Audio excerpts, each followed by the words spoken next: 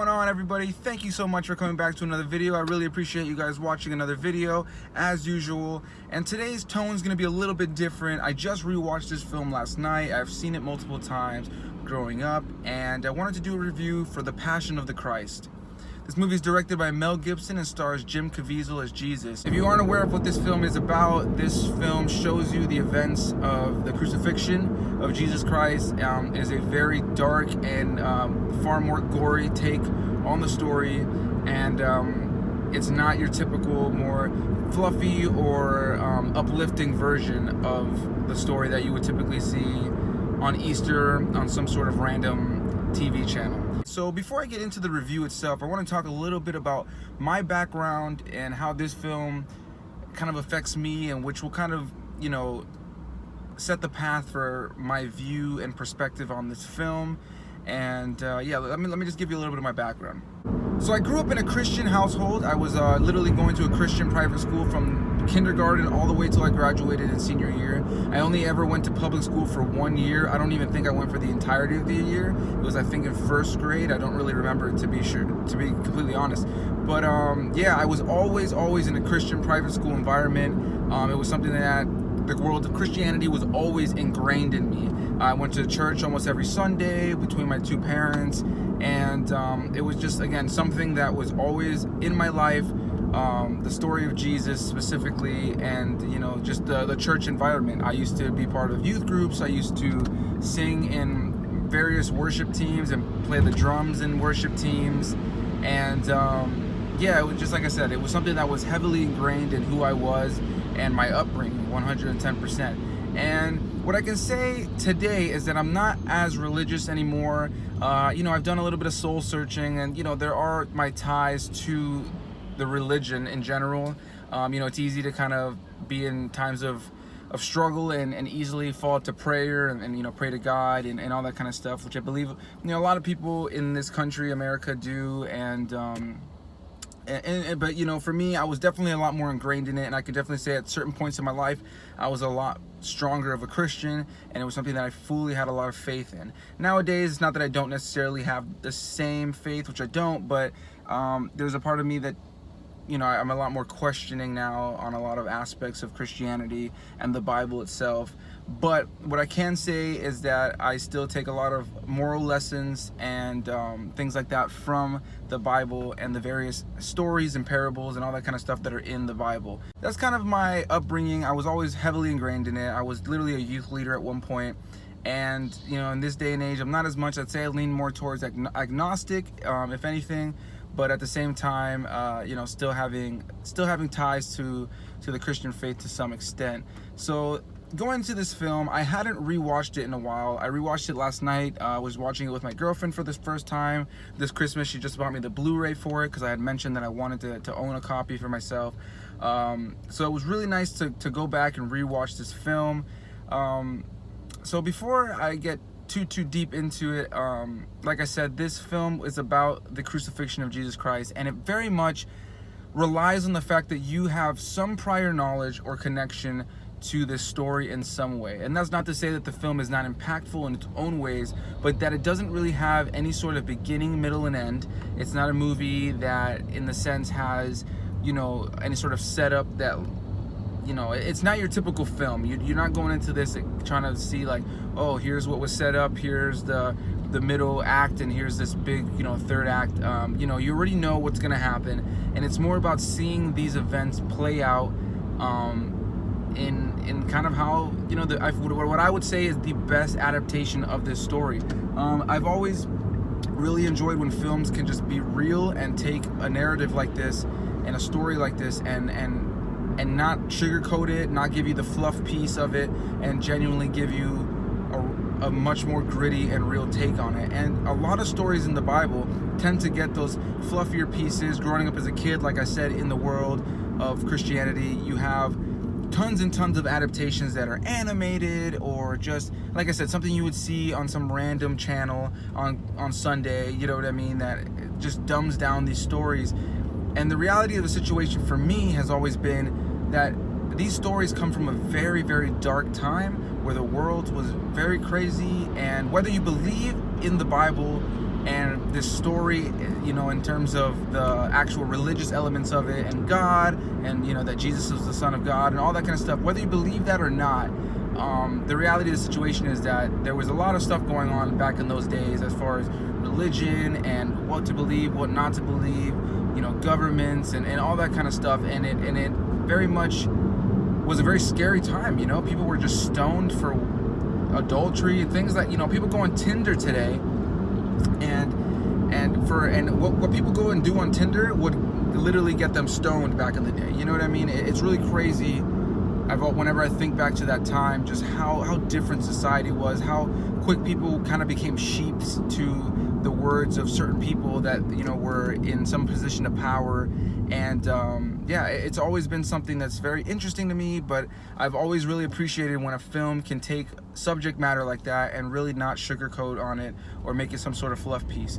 So let's get into the movie itself. Right out of the gate, Jim Caviezel plays the role of Jesus beautifully. I think that he really embodies everything that the book of the Bible has always really kind of given off, as far as who Jesus was, how he, the kind of peace he had in himself, and the kind of assurance he would speak into other people.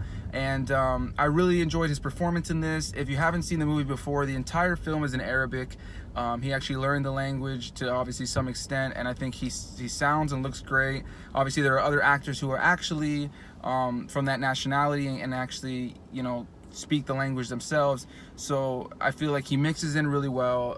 He fits the look of the character, or of Jesus, I mean, and he did a really good job portraying him throughout the film, from just that level of just peace in him, as well as playing off of the different, you know, there's just so much complexity to the character of Jesus. I've always really just enjoyed Jim Caviezel's portrayal of Jesus. I think he really plays to the complexities of Jesus as a person in general, and what he believed, and how strong as of an individual he was as far as his will. And so throughout the entire film, I really enjoy Jim Caviezel in the role. He's very compelling. That's definitely the main thing I can say about him. And so getting deeper into the film, there's definitely some elements that I remember being a lot creepier when I was younger, specifically when the character of Satan shows up. You know, obviously the devil. It's played by a female actress. I'm not too sure what her name is. I'll put the text down here. I'll look it up. But she does a really good job of just playing this very eerie and dark, you know, force. I think the character of Satan in this film is done very well in a way that just really embodies the wickedness and the lingering effects that Satan is supposed to have, essentially. You know, we are all tempted in our lives, and there's always these negative thoughts and temptations in our lives that are lingering around us. And that's one of the things too that I really enjoy about this film, very much like the stories in the Bible a lot of times, or the different, you know, metaphors and analogies and stuff like that, is like a lot of it is very much up to interpretation. You have to, you know, discuss with other people. You have to, you know, discuss with your pastors, or, you know, read into it a little bit more, maybe do some research. There's always a metaphorical element to a lot of the stories and things that happen in the Bible. And this film is no different for me, in the sense that there are big chunks of the movie and sections of the film that have little moments that are metaphorical, or some lines of dialogue that really, as you know, obviously this is an adaptation. You know, we all don't know exactly how this happened, other than the big tentpole moments of the story.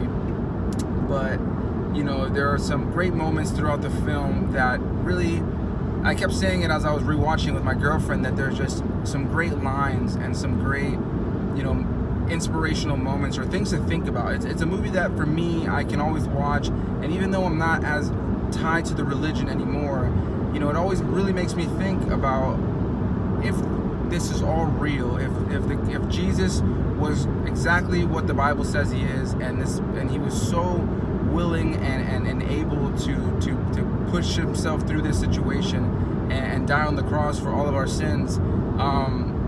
You know, it's just the way the film portrays it is just so so strong, and it's such a strong portrayal and such a strong idea and something to really sit back and think about, you know what I mean? Like I mentioned earlier, this film expects that you know something about Jesus. This isn't a film that has any sense of character development as far as, you know, there are moments where they refer to his past and like what he had kind of become in the eyes of the world up to that point, which is the reason that they arrest him and you know, and do all of this to him.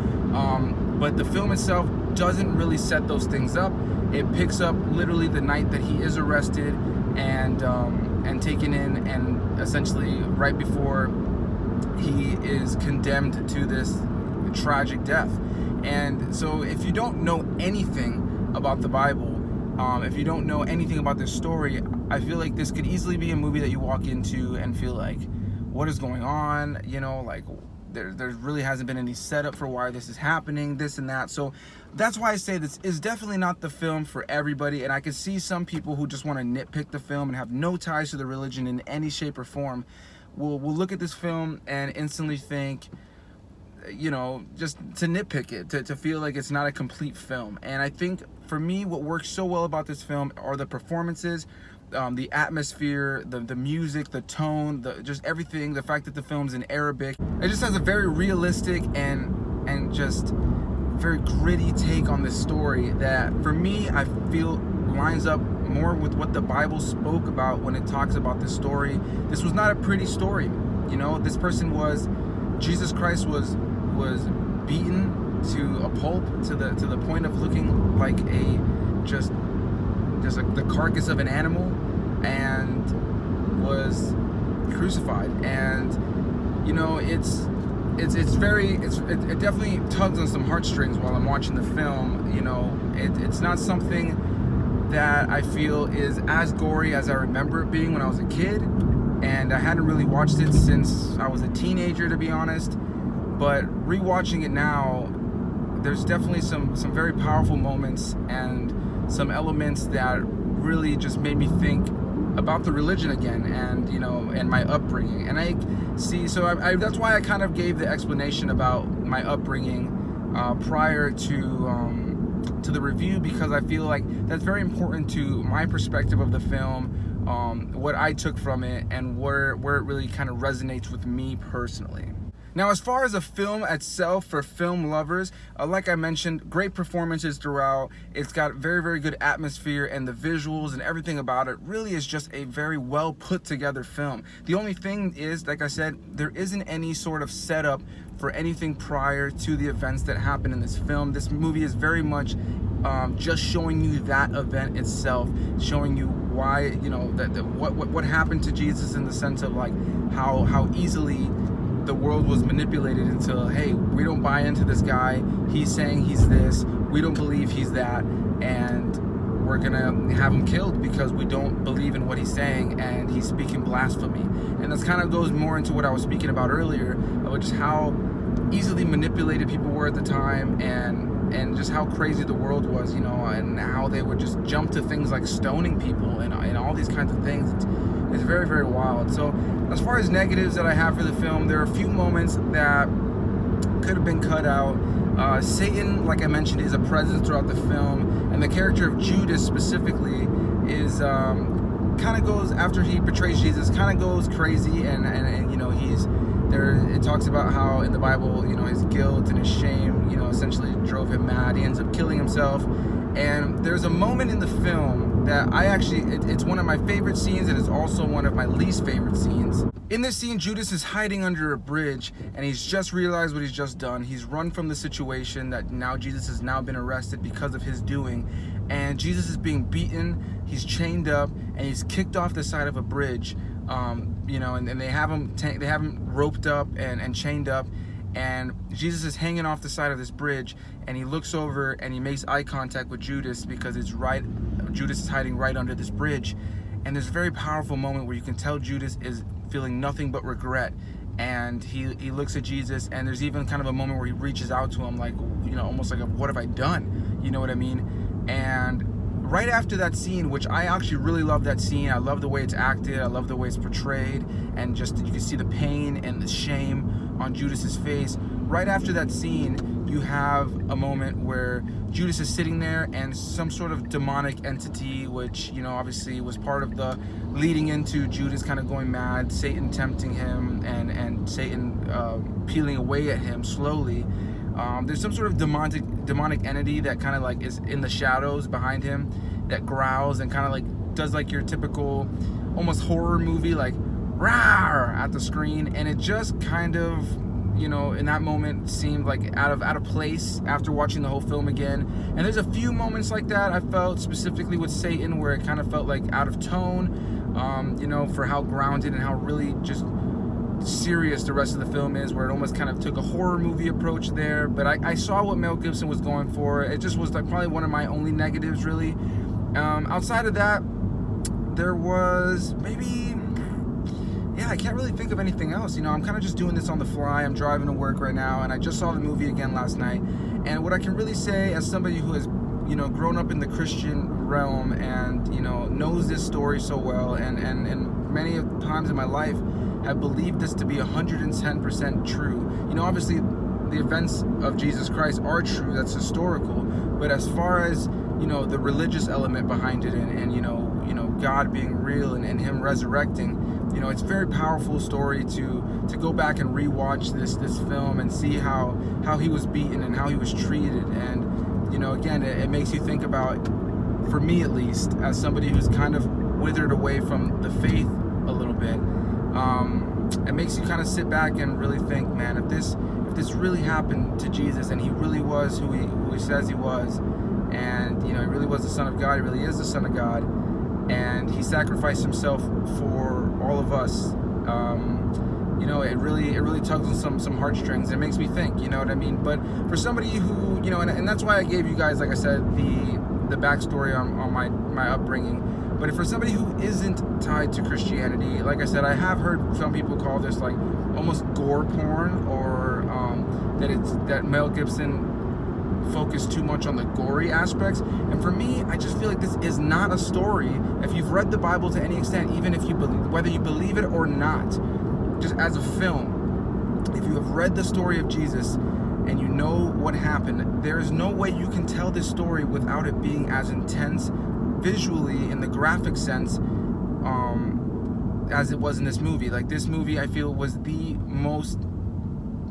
closest adaptation to the story of Jesus that we have ever gotten, and we probably ever will get. And yeah, that's really my biggest praise of the film, that they were willing to go there and give us this gritty, real take on the story. You know, obviously, like I said, it's an adaptation of the story, and the Bible only tells you so much, so a lot of it has to be interpreted. But there are some great messages and themes that I feel are very much in line with the Bible and the stories that surround this story. And yeah, I really don't have too much negative to say. I just wanted to really talk about it, and you know, talk about to you guys how it made me feel in my life today, and yeah, obviously talk about the technical aspects of it as a film. You know, like I said, it's visually really well done. It's really well acted. It feels very authentic to the time, and I don't really have very many negatives outside of the few that I gave. I highly recommend The Passion of the Christ if you are a film lover. Just again, know what you're walking into. You can't walk into this film expecting a beginning, middle, and end as far as setup or anything like that.